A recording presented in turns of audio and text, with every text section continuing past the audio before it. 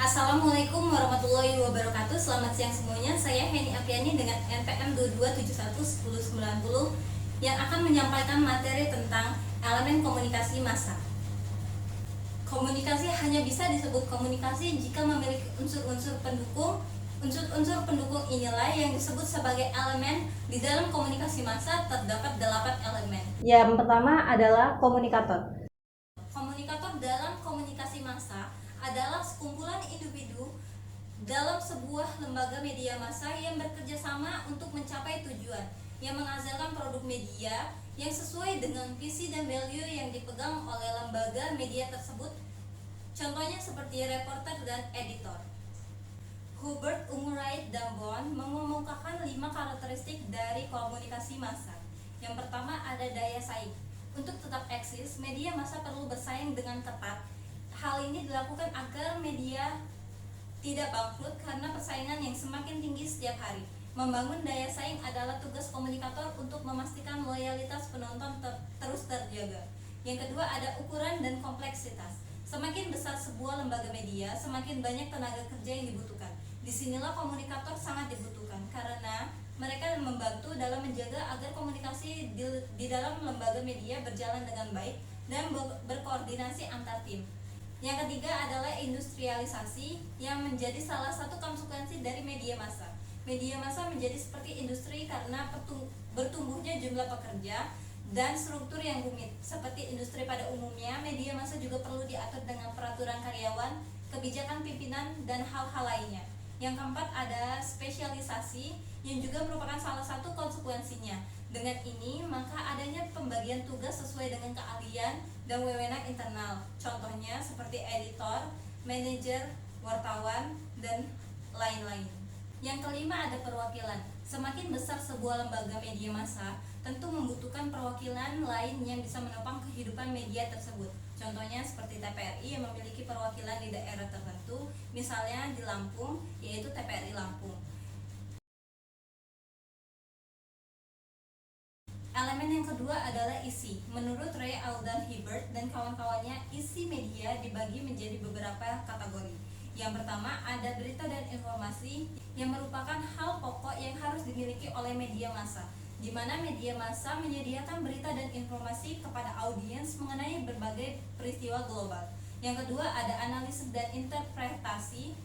Media tidak hanya memberikan berita, tetapi juga menganalisis dan memberikan penjelasan agar mudah dimengerti. Dalam hal ini, biasanya media perlu melaporkan dengan teliti dan adil untuk menghindari tindakan yang tidak etis. Yang ketiga, pendidikan dan sosialisasi. Contohnya, ketika media memberikan tentang cara daur ulang sampah yang efektif, audiens yang awalnya tidak mengerti bagaimana itu bisa dilakukan, jadi tahu setelah melihat berita tersebut.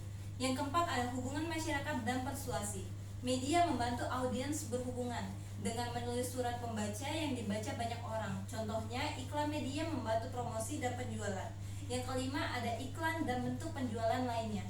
Yang keenam, ada hiburan. Produk media yang bersifat menghibur.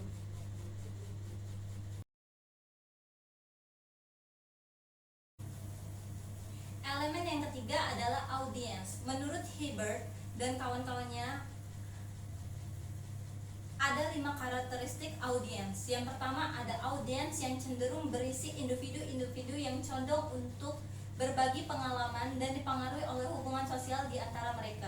Seperti mereka memilih media berdasarkan kesadaran dan pilihan sendiri. Yang kedua ada audiens yang cenderung besar, yang berarti tersebar ke berbagai wilayah jangkauan sasaran komunikasi massa. Yang ketiga ada audiens yang cenderung heterogen atau beragam.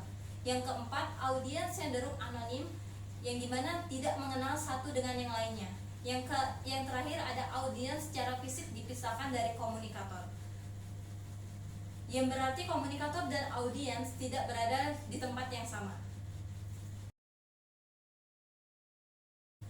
Elemen yang keempat adalah feedback atau umpan balik. Dalam komunikasi massa, umpan balik yang terjadi adalah secara tidak langsung, yang artinya tidak ada kontak langsung antara media massa dengan audiens. Contohnya seperti surat yang dikirim oleh pembaca. Elemen yang kelima adalah gangguan. Dalam proses penyampaian pesan melalui komunikasi massa pasti memiliki gangguan. Ada dua gangguan yang biasa terjadi. Yang pertama adalah gangguan saluran. Media bisa terganggu oleh masalah teknis, seperti tulisan yang salah atau gambar yang tidak jelas, atau gangguan dari hal-hal di sekitar kita, misalnya telepon yang berdering saat menonton televisi, atau suara bising yang terjadi di lingkungan sekitar, seperti suara lalu lintas atau konstruksi. Yang kedua adalah gangguan semantik. Gangguan ini adalah masalah yang berkaitan dengan pemahaman bahasa.